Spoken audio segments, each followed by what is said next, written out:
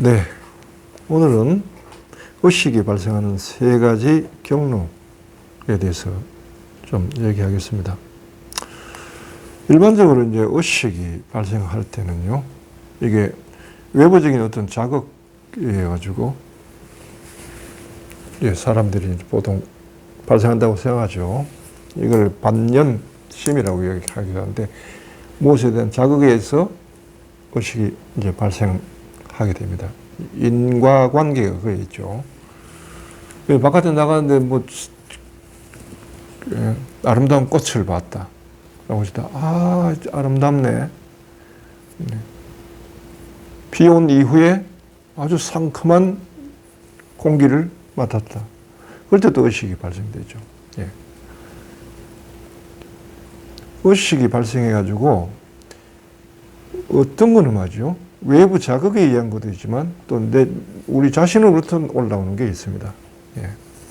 이런 것에 대해서 이제 좀 얘기를 해볼까 하는데, 우선은 이제 외부로부터 오는 것들, 여기 이제 두 번째죠. 외부 자극으로부터 오는 것은, 외부 자극이 오는 것이 나의 기억 상태에서 기억을 회상시켜서 그때의 기분을 다시 불러내는 작업을 하는 게 있고, 또 하나는 무의식을 자극해가지고 무의식에 있던 것들을 끄집어내는. 기억과 무의식의 차이는 뭐냐 하면, 기억 속에 있는 그 의식들은 어떤 이미 형상화된 겁니다. 시, 공간, 언제, 어느 때, 어떤 사건, 어떤 계기로 누구와 이런 거, 시, 공간, 사건, 인물, 이걸로 형상화되어 있다고요. 이야기화되어 있단 말이에요, 그거는. 그러니까 불러낼 수가 있어요. 불러내면 그때 그 상황, 그 안에 들어간 내 경험이 나오죠. 기억이. 그런데 반대로 무의식에 있는 것은 이것이 다 해체되어 버린 겁니다. 시간, 공간이, 사람이 해체되고요. 인물과의 관계가 해체되고, 그 다음에 사건이 해체되고, 시간, 공간이 해체돼 버려요. 그래가지고 그냥 집으로 치면은 하나씩 낱개로 다 재료로 분리해가지고 밑에 깔려있는 건 똑같아요. 그래, 어떤 것이 자극이 들어오면 집이 올라오는 게 아니고 재료가 올라오는 거죠. 그러니까 이게 형상화되지 않기 때문에 그것이 무엇인지 파악이 안 되는 겁니다. 그게 무의식 속에 있는 것들인데, 가령 우리가 길을 가다가 어떤 사람 봤는데, 저 사람 어디서 봤는데? 분명히 본 기억은 있는데, 언제 어디서 봤는지, 어떤 계기로 봤는지 모를 때가 있잖아요. 이런 게 바로 이제 무의식화된 기억이란 말이에요. 무의식화된. 이런 거 있고요. 특히 이제 그런 것 중에는 어떤 거냐면, 우리한테 공포를 주는 기억. 무의식화된 것 중에는 두려움.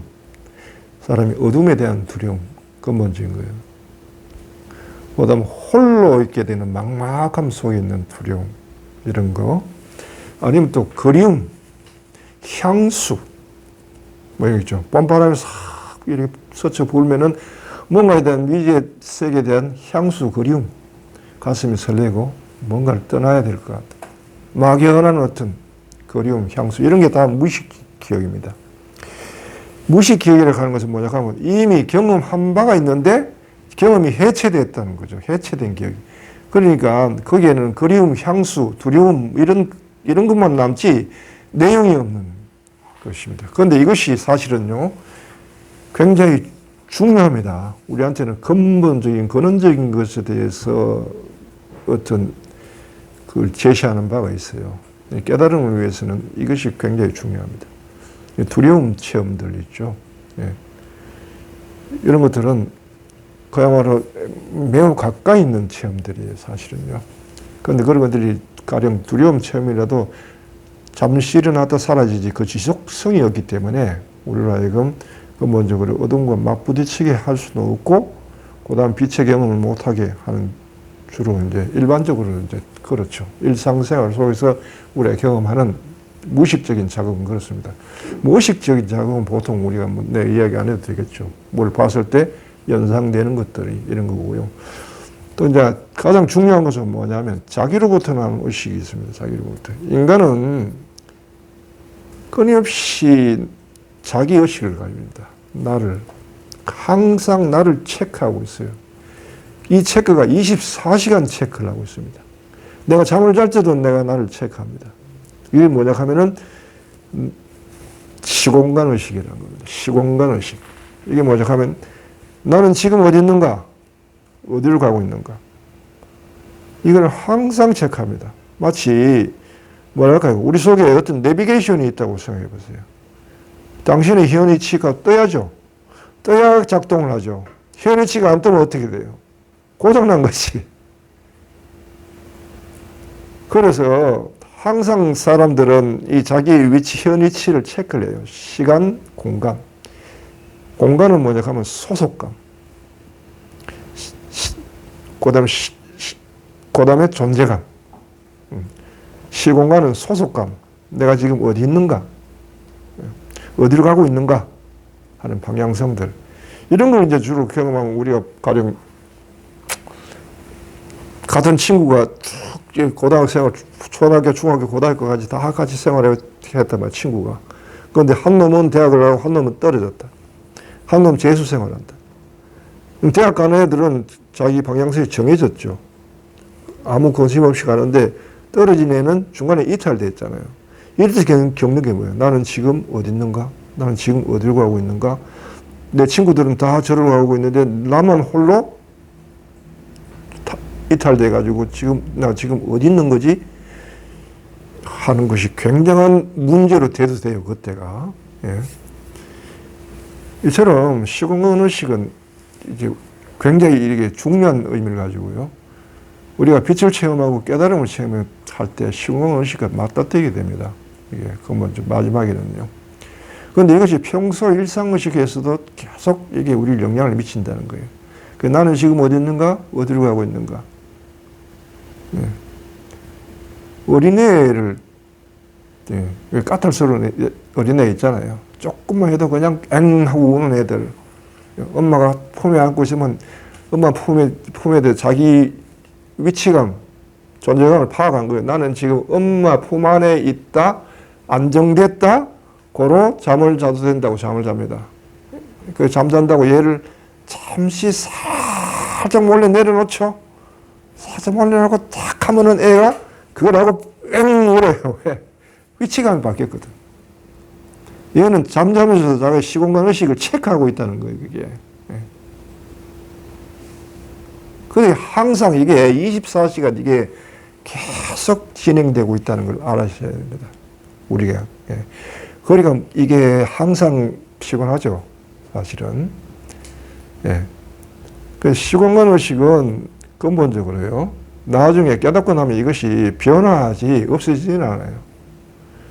내가 어디 있는지 어디로 가는지 확실한 맵 위에 딱 그려지고 그거는 평생 가도 지워지지 않는 그런 자리를 옮길 뿐이죠. 예. 이렇게 이제 시공간 의식이 가장 중요한데, 가령 이런 것들이 여기서부터 발생하는 의식들이 위기의식을 낳습니다. 위기의식을. 자아의식이라고 하는 건, 나의식이라고 하는 건 시공간 의식에서 나오는 겁니다.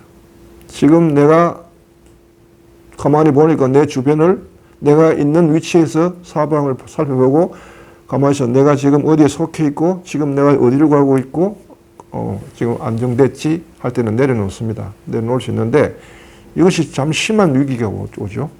경제가 어렵다. 회사가 감축한다. 인원을 감축한다 하면 위기감을 느끼잖아요. 시공간 의식이 흔들린 겁니다. 그러면 그때 위기감을 느끼죠. 그럼 위기감으로부터 또 뭐가 나오죠? 그 다음은 이제는 자의식이 발생합니다. 아이크 안 되겠다 이거. 내가 큰일 났네. 이러다가 나 안정감도 잃어버리고 소속감도 잃어버리고 존재감도 잃어버리겠네. 이거 어떡하지? 강구를 해야 됐다. 야 알아봐. 하고 마음에서 명령을 내립니다. 그러고 이제 마음에서 명령이 이제 오간을 통해서 활동을 하는 거죠. 가만히 있어라. 주변의 사람들을 살피죠. 저쪽 회사 그 아무개 있지? 좀 알아봐야 되겠네. 전화합니다. 그쪽에 혹시 사람 필요하지 않냐? 우리 회사가 이런 사정이 있는데 혹시 내가 가도 가능한가? 하고 체크해보죠.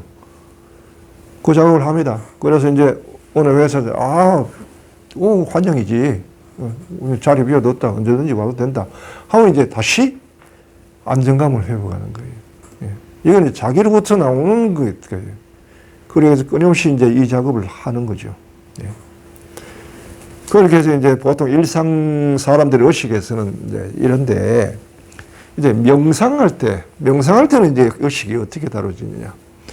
보통 외부적으로 자극되는 것들은 주로 명상할 때는 차단됩니다. 왜냐하면 반연심이라고 해가지고, 거기는 인과에 의해서 생기니까 외부가 자극이 원인이 되고 그것이 내 마음이 형성되기 때문에 여기에 따라 움직이는 것 자체가 인과 룰에 걸리기 때문에요. 이걸 벗어나야 되죠. 네. 그래서 그거는 오히려 차단을 시키고 명상에 들어갑니다. 그래서 그걸 끊고, 생각을 끊고 주로 들어가죠. 주로 인과룰이라고 하는 게 보면요. 이것에 의해서 저것이 발생한다.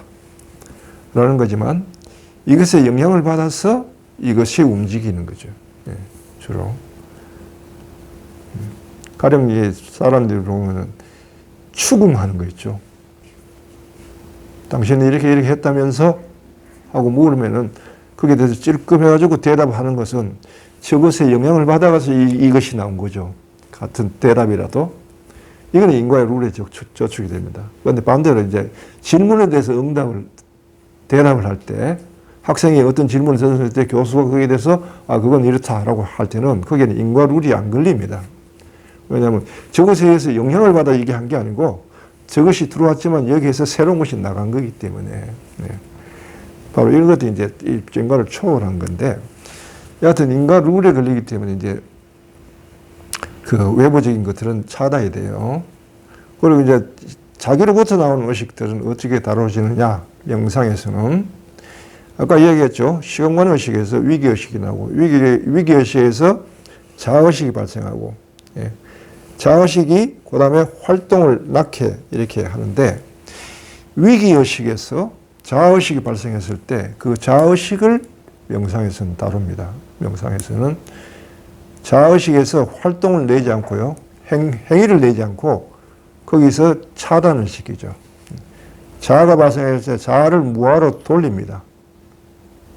돌리는 방법에서는 미리 배려심을 쓰든지 앞서 배려심을 해놓은 이것이 걸려들지 않으면은 참고 기다리면서 어떤 지혜가 발견돼야 돼요. 그리고 그것을 써서 이 마음을 다스려야 되는 거죠. 예. 그런 좋은 예들로 이제 자동차 운전하는 건데 이야기했죠. 자동차 운전하는데 처음에는 운전을 해보니까 이런저런 사고가 터지고 그다음 자기도 느닷없이 어떤 사람들이 끼어든다든지 주변 옆에 사람들이 획하고 이제 채찍이 들어온다든지 조금 잘못했더니 옆에서 막 욕이 날아오고 막 정신이 없단 말이죠. 그러니까 거기에 대해서 얼떨떨하고 정신도 없고 화도 나고 분노하고 혼자서 부글부글 끓고 이런 것이 이제 외부로서 자극을 받죠. 그래서 이걸 어떻게 다룰까? 어떻게 다루면 여기서 벗어날 수 있을까? 욕한 놈도 벌써 지나갔고 화를 낼 사람도 지나갔고 결국은 쓰레기만 잔뜩 여기 나왔고 나만 손해네? 이 가만 보니까 내가 왜 그 짓을 당해야 되나? 안 되겠다. 어떻게 하면 여기서 벗어날까? 라고 가만 생각하는 경우를 생각해 보십시오. 처음에는 당할 때 인내해야죠. 여기 자아가 발생하면 안 됩니다.